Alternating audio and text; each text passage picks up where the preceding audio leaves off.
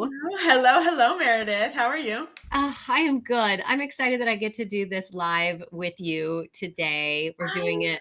We're know. doing it on YouTube. We're doing it on here on LinkedIn, and let's tell the people who might be watching right now why we're here. And if people want to ask us questions, please feel free to do so. We would love to have this be a conversational uh, time with you, the audience. And so Ashley is an incredible human who has come into my life that we also got to interview for Are You Waiting for Permission, a podcast that I co-host with Joseph Bennett. And we actually had a recording yesterday because we had a scheduling snafu, which happens. And if Yeah. you know me, I am an improviser and I say, let's just yes and recording that, figuring it out. And then that's why we're here today too, because we had it scheduled. And I know some people had RSVP'd and I like to follow through with things. And so we're improvising. Are we not? Here we are. Yeah. And so Ashley is an incredible artist and she is an emerging, I'm going to call you an emerging entrepreneur Yes. who has been doing these really cool workshops that I'm going to let her talk about here in a second. Yeah. And I've been able to mentor Ashley, which has been awesome because I am a huge fan of mentorships because not only I feel truly that in a really wonderful mentorship kind of mentee relationship, you're really learning from each other. So, and I do feel like I've been inspired by you and I've learned quite a bit from you as well. And so here we are. Oh my gosh, here we are. And this is amazing because I get to see your beautiful face 2 days in a row. I've seen it 2 times this week. It's like my life is good. Yeah, exactly. Ditto. I get to see your beautiful face 2 days in a row. So, Ashley, why don't you tell the people who might be watching right now or who are watching right now a little about yourself? Sure. So I am an artist and I really like emerging entrepreneur. I'm going to take that. I'm an artist and an emerging entrepreneur. Through my business, I host arts-focused workshops in partnerships with universities and businesses. And I help teams and individuals grow creative confidence, build leadership skills, increase communication modalities using arts-focused practices. And all of this is encapsulated within a DEI-focused lens and framework. Can you talk a little bit more about what you mean by the DEI framework and lens that you work through? Yes, I can. So when building out my curriculum, I decided on my 4 foundations, which are abstraction, collaboration, incubation, and reclamation. And in deciding those and in doing research, I realized that they actually work in conversation with, to divest from white supremacy culture, which I think is unfortunately very prevalent within American workplaces. So each of my workshops inherently works to reject and move away from a lot of the tenets that we find in white supremacy culture: hierarchical decision-making, perfectionism, individualism, et cetera, et cetera. So really light subjects. Light subjects, yeah. Really, and very important subjects to be addressed. And I really appreciate how you're using art and the visual arts to help people figure out their way through those conversations. Yeah. Because that's a unique way to have those conversations. So I'm curious about how does that show up in your workshops? How do the conversations and the artwork show up in your workshops when it comes to negotiating and talking about these really important things that we need to be having those conversations about in the workplace?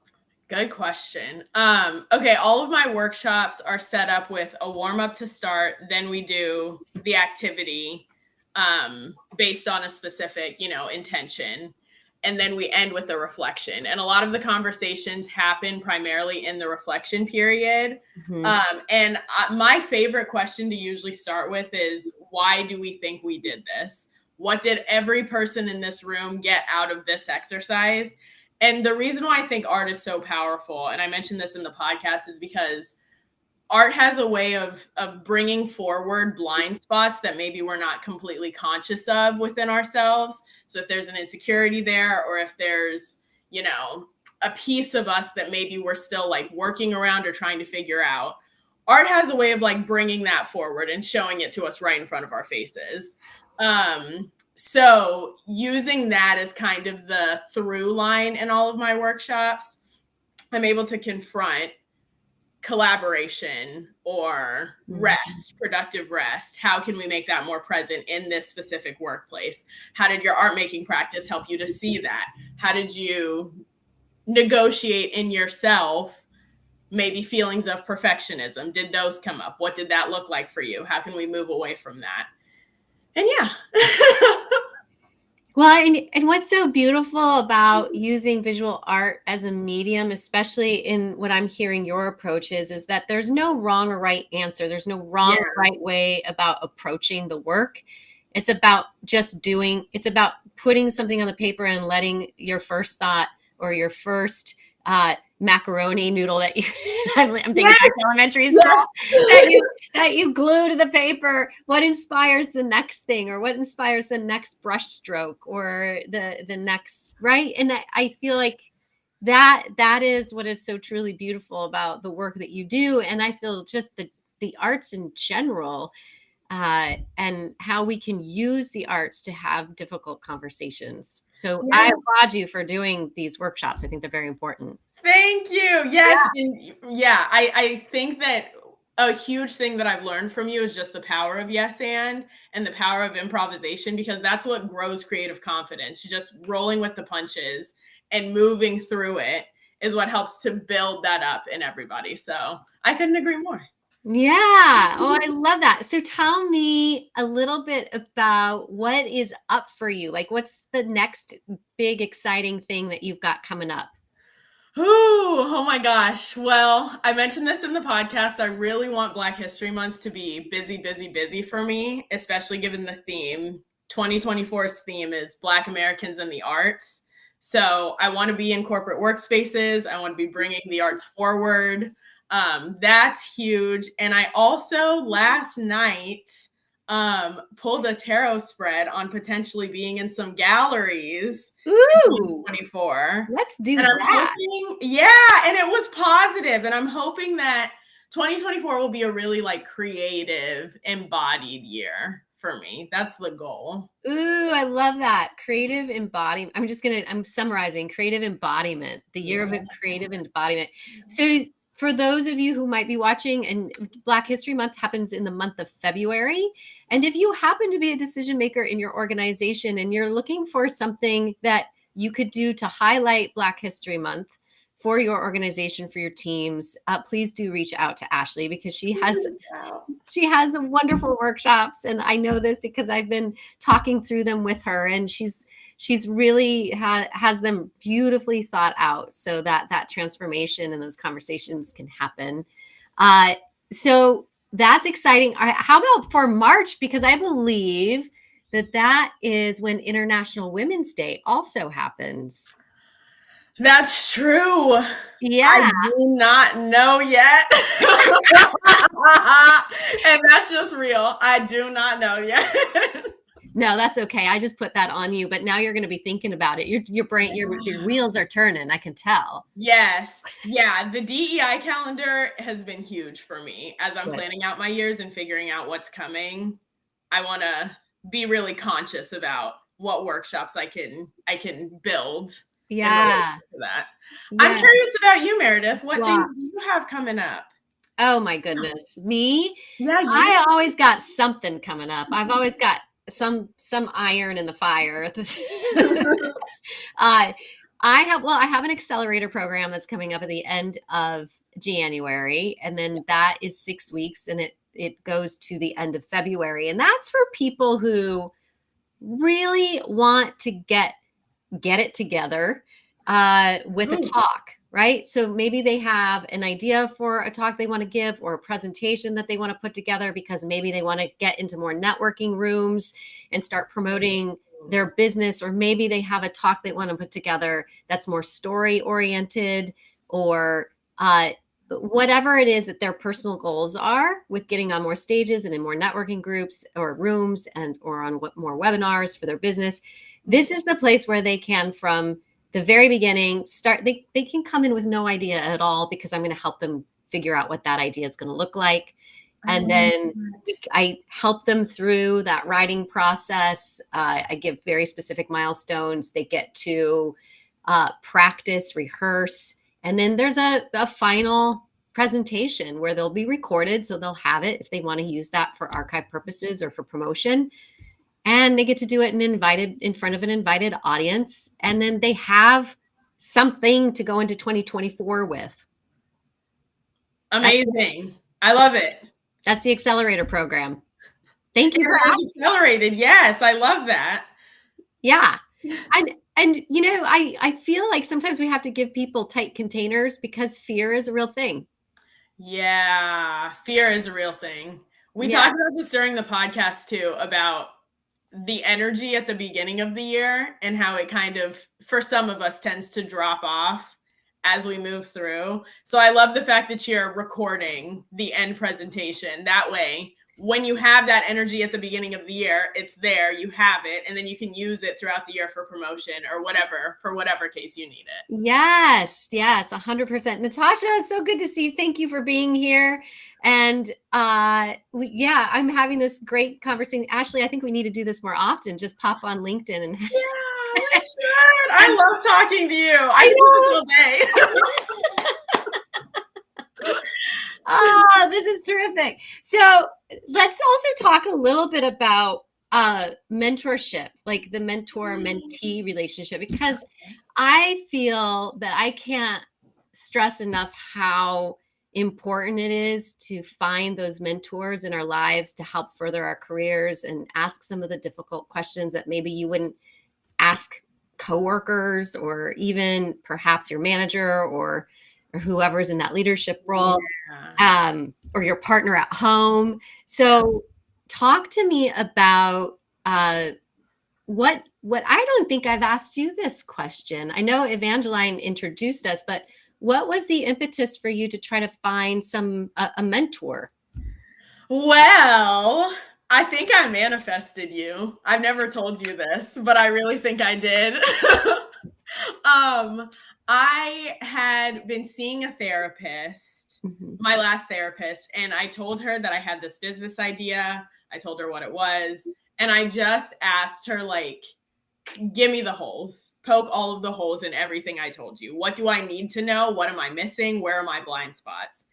And her main point was that I needed to find a mentor, and I couldn't have asked for like a better blind spot for her to, you know, make me conscious of and make me aware of, because it's true. And since working with you and having other mentorship focused conversations, it just is so evidently clear that you don't know what you don't know, and that there are so many other people in this world with more experience and with larger networks and with lessons and with wisdom and, you know, all sorts of lessons that can be taught through that sort of space.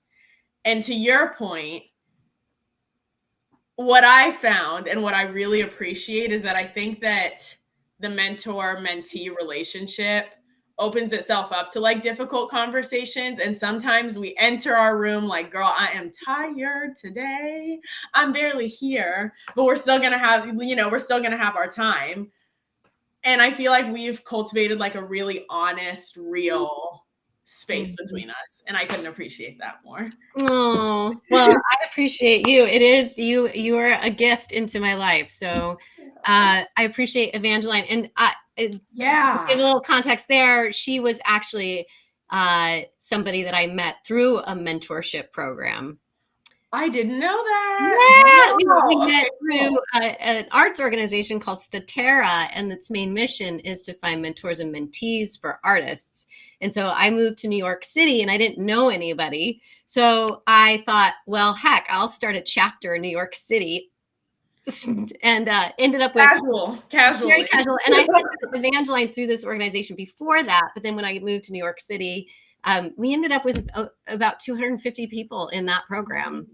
And it was thriving quite a bit before the pandemic hit. And of course, the pandemic hit, and it's sadly didn't make it through the pandemic, but we did spend, I would say, the first year getting to know people. And I've made some very close relationships with people because of that program. Yes, that's amazing. And that's the power of networking. I feel like since becoming an entrepreneur, I'm like realizing how good I am at making friends.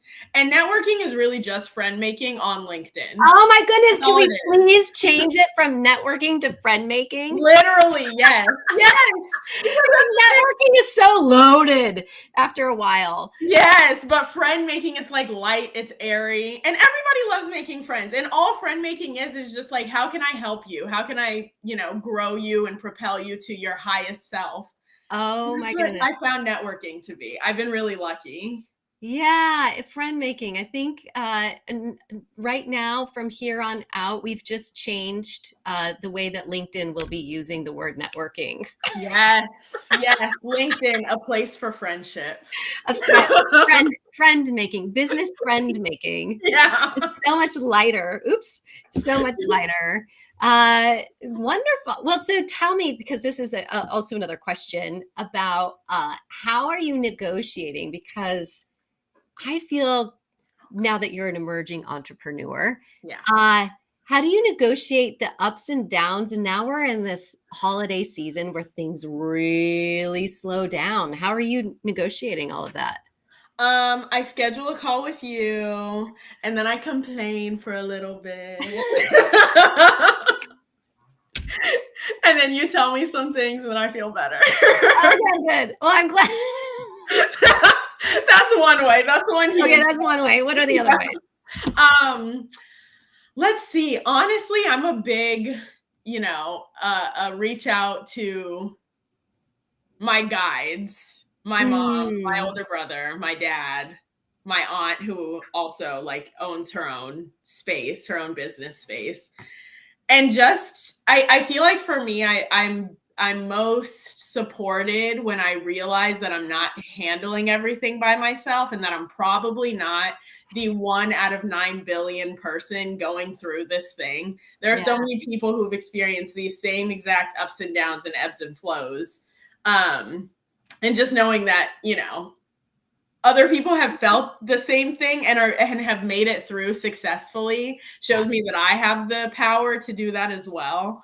And then just general, mental hygiene, wellness stuff, journalism, yoga, exercising, therapy, all that good stuff. All the good stuff to keep us whole. Yeah. And I'm a tarot girly. Tarot's also been very helpful. Oh, I love that. I love that. Well, I want to just reflect back some of those things, because I feel like those are just wonderful reminders for all of us. I feel that there are many, there are high points and low points as you're on this journey, as we all know. So what is it that we do when we're in those? And I'm not going to call it low points, because we might be feeling great. We're just having downtime. Yeah, true. Right. So it's, what do we do to take care of ourselves, take care of our souls, take care of our hearts, as well as maintaining our business and what it is that, how we want it to look and how we want to be perceived and seen in the world. And it's a lot. So you shared mental hygiene, which I think is so incredibly important. You shared journaling, so keeping up that creative process for yourself as well. Yeah. And reaching out to your guides. I love that, because I feel sometimes we get so in our heads about what we should be doing or what we think we should be doing that we forget that there's this community of people out there who, if you just, and we talked about this a little bit yesterday, but if you just ask, that there are so many people out there that are willing and wanting to help. Wanting to help. Yeah, which is really beautiful, that I feel like there's a lot of good in this world, and I know there's a lot of pain in this world. So it gives me hope with the people Yes. Yeah. So Yeah. I also want to mention that you have been participating in the workplace wellness. I Uh, have been. yeah, LinkedIn audio room every other Monday with Sumana and Felipe. And Yes. tell me how is that going? Oh my goodness. Sumana and Felipe are so stinking smart. I'm learning so much from them. They are so stinking They smart. are smart. It's going really, really well. I just am like obsessed with Sumana, and she's just like bubbling with opportunities, and she's one of those people who really wants to be helpful and to share her knowledge. um and I mean, Felipe too, he's one of like the top voices on LinkedIn, which is amazing. And just being in this space with them, it's like I said, they're really smart, and I'm learning a lot from them. I'm learning a lot about corporate culture and just about things that I just don't know about. They're Yeah. teaching me. And then I'm also learning about myself that I can speak. I know how to do that. Yeah. Yes. Every other week, it's good practice just to like get into that mindset that I'm going to be in a room speaking before an audience, and what am I going to say, and what points do I want to make, and how can I riff and yes anding over and over and over again. Yeah, I think what I want to highlight this too, because I'm a public speaking coach, as you Yes. know, but I will say that it was during the pandemic, and getting into Clubhouse was quite the gift, even for me, who I can speak and I've been on stages and stuff, but it's a different kind of muscle, and it is definitely one that the more you do it, the more confidence, like you have said, you build. Yeah. And what's really cool is you start to, if you do it enough and you show up in those rooms and you get up on those stages, is that you start to hear how your point of view starts to form. Ooh. Which I feel is such a gorgeous gift, because I feel that can be really difficult for people amongst the noise. Yeah. So I highly encourage that if you can, and you're listening right now, is to find an audio room that interests you and hop in there and get on the stages and use your voice. And I know it's probably going to feel uncomfortable, and you might be a little shaky and sweaty in the armpits. I get it. I've been For there. real? Yeah, but it really does help, and it helps with your voice and your point of view to grow. And I also do it's called Say Something. I do it once a month with JD Gershbein. And so the point of that room is let's talk public speaking, but I want you to get up on stage and use your voice. Yes, do it. Do the thing. Yes. In Sumana's room. So please, I'll put those links into the comments so that people can find them. And I love that you said, Ashley, you can speak. What a fun. I know. Right? Like, you got this newfound confidence from getting into an audio room. Yeah. Yeah. Yes. Yes. And you brought up too, breaking through the noise. Yeah. And I think that the LinkedIn audio rooms is, just going back to your point, it's a really great opportunity, because I think podcasting is huge right now, and all of us are really into listening to podcasts and listening to other people step up on the stage and use their voice. But what I love about the LinkedIn audio room is that it's like a really like, it's a podcast that you have to be present in. Mm-hmm. If you're on stage, you have to be ready to, respond or ask questions or whatever the case is. It's like an embodied podcast, embodiment, another use of the word. It's a really embodied podcast. Yeah. And it's a different way of listening. Yeah, it is. Yeah. So it's good practice. So I highly recommend that. And I'm really glad that you were able to hop in there with Felipe and Sumana. They're very supportive, and I knew you would shine. And that's a good mentor. You really did. Well, it's all about just, take the leap of faith. Take the leap of faith. Yes, true. Yes. Yeah. Yeah, very much so. Well, if Natasha, if you're still here, and if you have any questions, or if anybody else is here and you'd like to ask a question, Ashley and I will be having this juicy conversation for another 5 minutes or so. So feel free to ask. And Ashley, I'm going to ask you a question that's complete. It's not Yeah, it's kind of a non sequitur. Are you ready for a non Okay, sequitur? I think Okay. so. What is your favorite holiday tradition? Ooh, good question. Okay, let me think. Um, okay, you want to know a juicy fact? This Ooh, is yes, really I do. juicy. Look at me. I'm doing the I show. was actually raised um in a, I'll call it like a strict religious household where we didn't celebrate holidays growing up at all. Okay. But kind of our, not my families, but I think that we just found it to be very convenient is that Thanksgiving celebrating is really just eating with your family. Hmm. And my parents made it a real point that if we weren't going to be celebrating the holidays, they wanted us to at least have a day where we had family time. Like if we weren't going to be celebrating Christmas as a family, we were going to go up to the snow and hang out in the mountains for that day. Nice. Or if we weren't going to be celebrating Thanksgiving, we were going to make a beautiful meal for that day as a family. So now it's amazing because every single holiday I really associate it, excuse me, I really associate it with my family and with making sure that I like spend time with them. Mm. And I guess that's my favorite tradition. It's just that every single holiday, I'm like, I need to call my mom today. I need to call my dad today. I need to call my brother today and just see what's up. Uh, there's a piece of me that is a little envious of the simplicity of that, Yeah. Yeah. right? Because Yeah. it's the holidays, as magical and beautiful as they can be for some people, can also be very hard for some people.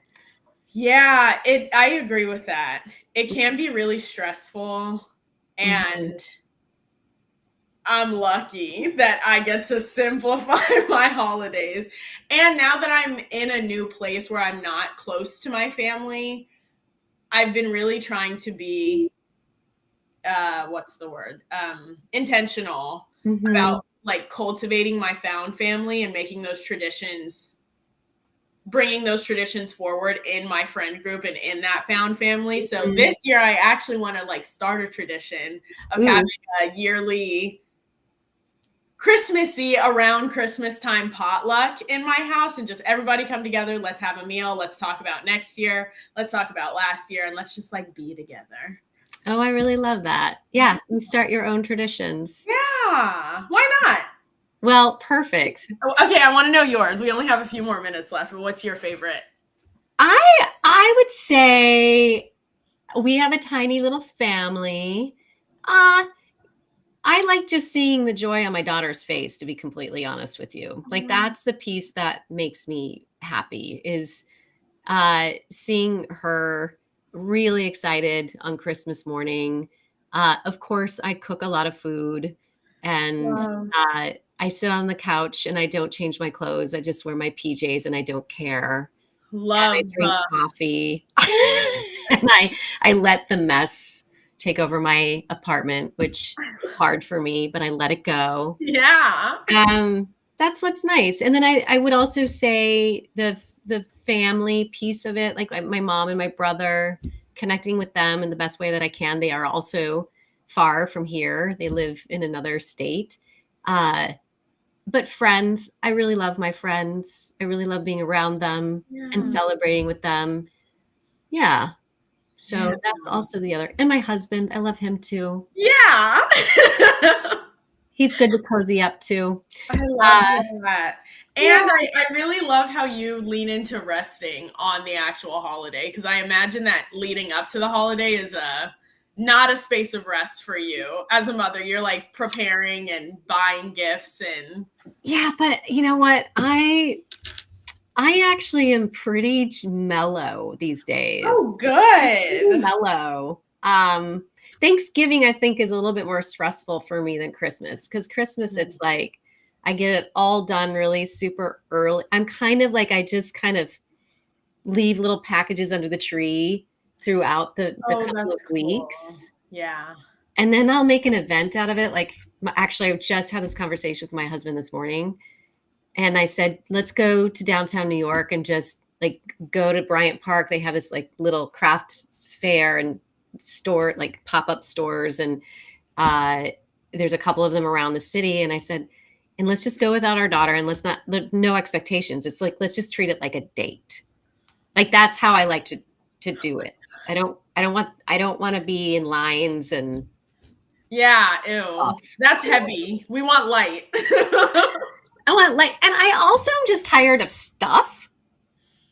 I'd rather have experiences. Yeah. I mean, I like the occasional very intentional gift, but I'm a little, I'm at that point now where I'm like, if I want something, I'm just going to buy it for myself.